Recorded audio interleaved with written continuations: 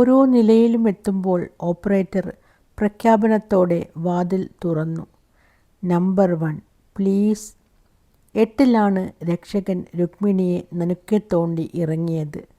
ആ നിലയിലും ഏറ്റവും താഴെയെന്ന പോലെ ശരറാന്തലുകൾ തൂക്കി പൂച്ചെടികളും ചിത്രങ്ങളും കൊണ്ട് അലങ്കരിച്ച വലിയ ഹാളും അതിൽ നിന്ന് ഇടതും വലതുമായി ഇടനാഴികളും. പതുത്ത കാർപ്പറ്റ് വിരിച്ചിരിക്കുന്നു. ചിരപരിചിതൻ്റെ കാൽവെപ്പുകളോടെ രക്ഷകൻ നടന്നു. അപരിചിതത്വം പുറത്തു കാണാതിരിക്കാൻ അതീവ ശ്രദ്ധയോടെ രുക്മിണിയും. മരവാതിലിൽ പിച്ചള കൊണ്ടുള്ള അക്കങ്ങൾ 807, 808. തുടരെ തുടരെ ഒരേ തരം വാതിൽ, ഒരേ തരം അക്കങ്ങൾ. 827-ൻ്റെ കോളിംഗ് ബെല്ലിൽ രക്ഷകൻ വിരലമർത്തി. ശബ്ദമൊന്നും പുറത്തു കേട്ടില്ല. പക്ഷേ ഏതാനും നിമിഷങ്ങൾക്കകം അകത്ത് താക്കോൽ ശബ്ദിച്ചു. ഒരു കുടവയറും അതിനു പിന്നിൽ കറുത്തു തടിച്ച് ഈട്ടിത്തടി പോലെ ഒരു ദേഹവും അതിൻ്റെ അറ്റത്ത് കലങ്ങിച്ചുവന്ന കണ്ണുകൾക്ക് കീഴെ നരച്ചു തുടങ്ങിയ മീശയുള്ള ഒരു മുഖവും പ്രത്യക്ഷപ്പെട്ടു. രക്ഷകൻ ശിരസ്സു കുനിച്ചു വന്ദിച്ചു. വാതിൽ കുറച്ചുകൂടി തുറക്കപ്പെട്ടു. ആ വരാന്തയിൽ മറ്റു വാതിലുകളൊന്നും അപ്പോൾ തുറന്നു കണ്ടില്ല. ബെൽ ബോയ്സും റൂം സർവീസുകാരും തുടപ്പുകാരും തലങ്ങും വിലങ്ങും നടക്കുന്നു. ഒന്നും അറിഞ്ഞ ഭാവമില്ല. തടിയൻ്റെ തേഞ്ഞ പല്ലുകൾ പുറത്തു കണ്ടു. വരണം. അകത്ത് കടന്നു. ഒരു ഗുഹ തന്നെ. അരണ്ട വെളിച്ചം, എയർ കണ്ടീഷണറിൻ്റെ കുളിര്. രക്ഷകനെ തടിയൻ അർത്ഥഗർഭമായി നോക്കി. രക്ഷകൻ പോക്കറ്റിൽ നിന്ന് ഒരു കടലാസ് എടുത്ത് ഭവ്യതയോടെ നീട്ടി. Bill sir. തടിയൻ തൻ്റെ മുഖത്തിൻ്റെ നേരിയ അനക്കം കൊണ്ട് ഒരു വശത്തെ മേശ ചൂണ്ടിക്കാണിച്ചു കൊടുത്തതനുസരിച്ച് രക്ഷകൻ ബിൽ അതിന്മേൽ വെച്ചു. വാതിൽ തുറന്നതു മുതൽ തടിയൻ്റെ നോട്ടം രുക്മിണിയിലാണ്. ഒന്നുകൂടി വന്ദിച്ച് രക്ഷകൻ ചോദിച്ചു, തൃപ്തിയായില്ലേ സാർ? കൊള്ളാം. തൻ്റെ തൃപ്തിയും പ്രീതിയും വളരെ എളുപ്പത്തിൽ നേടാവുന്ന ഒന്നല്ലെന്ന് വ്യക്തമാക്കിക്കൊണ്ട് തടിയൻ വലിയൊരു പിശുക്കനെ പോലെ പറഞ്ഞു. ഞാൻ വ്യസനിക്കുന്നു പക്ഷേ എന്ന് രക്ഷകൻ നിന്നു. തടിയൻ പുഞ്ചിരിച്ചു. ഓ, ബിസിനസ്. മേശപ്പുറത്തിരുന്ന പേഴ്സിലെ ഏതാനും നോട്ടുകൾ രക്ഷകൻ്റെ പോക്കറ്റിലായി. പോക്കറ്റ് തപ്പുന്ന രക്ഷകനോട് തടിയൻ പറഞ്ഞു, ചില്ലറ നീയെടുത്തോ, അപ്രത്യക്ഷനാക്. നന്ദി സാർ. രക്ഷകൻ തൊഴുതു. ഞാനിനി എപ്പോൾ വരണം? രാവിലെ 8 മണിക്ക്. അങ്ങനെയാകട്ടെ സാർ. വാതിലടഞ്ഞു. അലോസരപ്പെടുത്തരുത് എന്ന ബോർഡ് തൂങ്ങിയ വാതിൽ.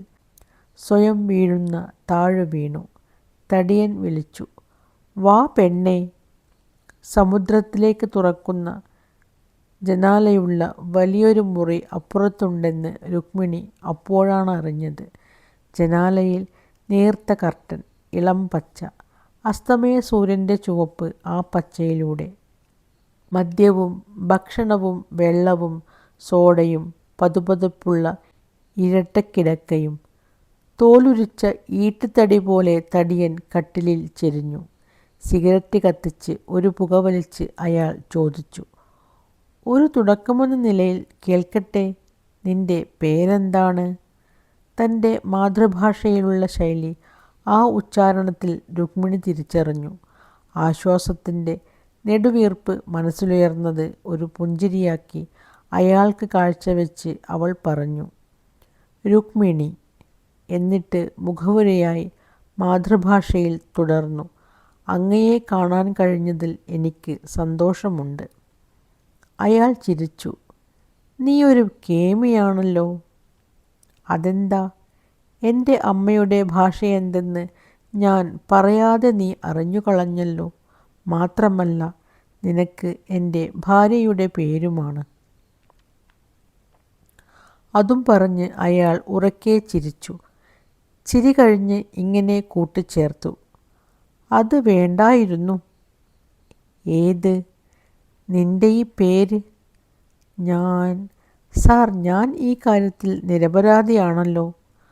അതെ, അയാൾ വീണ്ടും ചിരിച്ചു. അതെ, നീ നിരപരാധിയാണ്. ഇര സ്വന്തം ഗുഹയിൽ രക്ഷപ്പെടാനാകാത്ത വിധം കുടുങ്ങിക്കിട്ടിയ സിംഹത്തെപ്പോലെ അയാൾ പെരുമാറി. മദ്യം ഗ്ലാസ്സിൽ പകർന്നെടുത്ത് ഐസും സോഡയും ചേർത്ത് ഗ്ലാസ് കൈപ്പത്തികൾക്കിടയിലിട്ട് ഉരുട്ടി ശബ്ദമുണ്ടാക്കി. നിനക്ക് വിശക്കുന്നില്ലേ? ഇല്ല. നീ കുടിക്കാറില്ലേ? ഇല്ല. പിന്തിരിഞ്ഞു നിൽക്ക്. രുക്മിണി അനുസരിച്ചു. എന്തിനെന്ന് മനസ്സിലായില്ല. എന്തിനെങ്കിലുമാകട്ടെ എന്ന് വിചാരിച്ചു. ഇതിലേറെ ഭ്രാന്തുള്ളവരെ എത്രയോ കണ്ടു കഴിഞ്ഞതാണ്. ഓരം തിരിഞ്ഞു കാണട്ടെ. അതും അനുസരിച്ചു. ഇതെന്താ പട്ടാള കവാത്തോ എന്നാണ് മനസ്സിൽ കരുതിയത്. ചിരിക്കുകയും ചെയ്തു. പെട്ടെന്നാണ് അടുത്ത ചോദ്യമുണ്ടായത്. നിന്റെ അമ്മയുടെ പേരെന്താണ്? രമണി.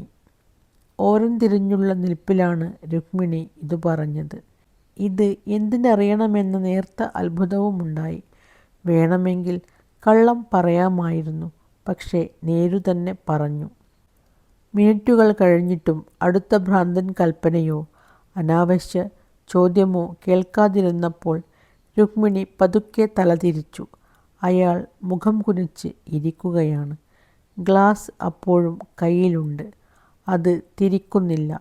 ഗ്ലാസ്സിൽ എന്തോ തിരയുന്ന പോലെ അയാൾ സൂക്ഷിച്ചു നോക്കുന്നു. അലിയുന്ന മഞ്ഞുകട്ടകളെ അതിൽ ഉള്ളൂ. പതുക്കെ മുഖമുയർത്തി അയാൾ നോക്കി. അത്ര നേരത്തെ മുഖഭാവമല്ല എന്ന് രുക്മിണിക്ക് തോന്നി. തമാശ കലർന്ന ക്രൂരതയല്ല, ഓർമ്മയിൽ തപ്പുന്ന മൂകത. പരിസരം മറന്ന് എന്ന പോലെ അയാൾ പിറുപിറുത്തു. കെട്ടും മട്ടും പ്രകൃതിയും കണ്ടപ്പോഴേ.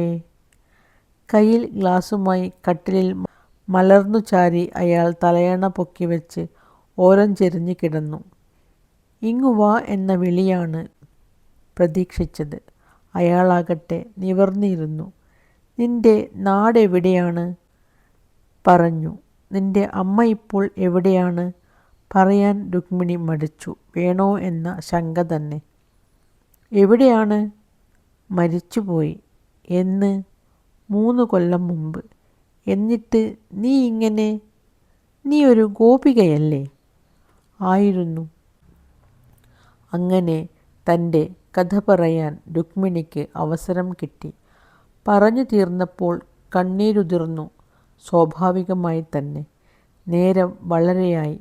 അയാൾ സാധാരണഗതിയിലുള്ള ഒരു നീക്കവും നടത്താൻ തുടങ്ങാത്തതിൽ രുക്മിണി അത്ഭുതപ്പെട്ടു. ആദ്യത്തെ അവസരത്തിൽ തന്നെ താൻ പരാജയപ്പെടുകയാണോ?